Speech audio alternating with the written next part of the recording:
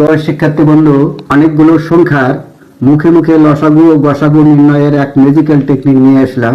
সে টেকনিকটি হলো, আমরা গসাগু নির্ণয় করব। এই গসাগু গতে হলো গরিষ্ঠ, গরিষ্ঠ মানে হলো সবচেয়ে বড়। আচ্ছা, এই যে সবচেয়ে বড় আছে, এটার বিপরীত শব্দার্থ কি হবে? সবচেয়ে ছোট। তার মানে এই গসাগুর ক্ষেত্রে সবচেয়ে ছোট সংখ্যাটি হয় গসাগু হবে, নতুবা ছয়ের বড় হবে না এবং ছয়ের ছোট হবে, সেটাই হবে গসাগু। তাহলে এখানে এই যে 6, 8, 12, 16, 24 গসাগু আমরা 6 ধরলাম। এই 6 হয় 6 হবে, নতুবা 6-এর ছোট হবে। আচ্ছা, এখন এই 6-এর গুণিতক কি কি আছে? তাহলে 6 দুগুণ হলো 12। তাহলে এই 12 যেহেতু আছে, আমরা এটা কাটা দেবো। 6-এর গুণিতক কি 16? না, 16 নয়। তাহলে 6-এর গুণিতক কিন্তু 24। তাহলে আমরা এই 24ও কাটা দেবো।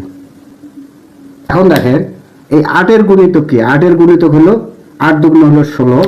তার মানে এই 16, তাই 16 কাটা দেবো আমরা। এখন আমাদের থাকলো কি? এই 6 আর 8 থাকলো। 6-এর গুণিতক তো 8 নয়।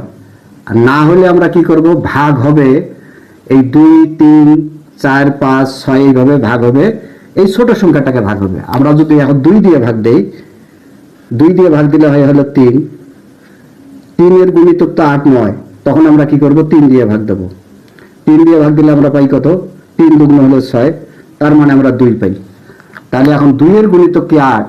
অবশ্যই 8। তাহলে এটাও কাটা যাবে। আর 2-এর গুণিতক তো 6 অবশ্যই আছে, এটাও কাটা যাবে।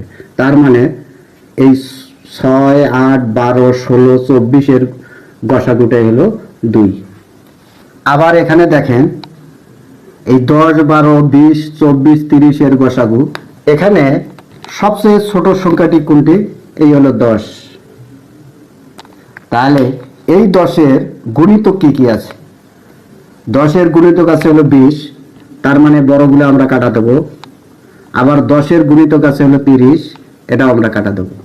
এখন এই 12-এর গুণিতক কি আছে? 12 দুগুণ হলো 24, তার মানে এটাও কাটা দেবো। এখন আমাদের থাকলো কি?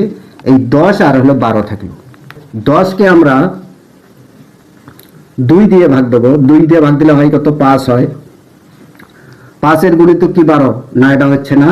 তখন কি এটা 3 দিয়ে ভাগ যায়? 3 দিয়ে ভাগ যায় না। এখন 4 দিয়েও ভাগ যায় না। তাহলে 5 দিয়ে যদি ভাগ যায়, তাহলে 5 দুগুণ হলো 10।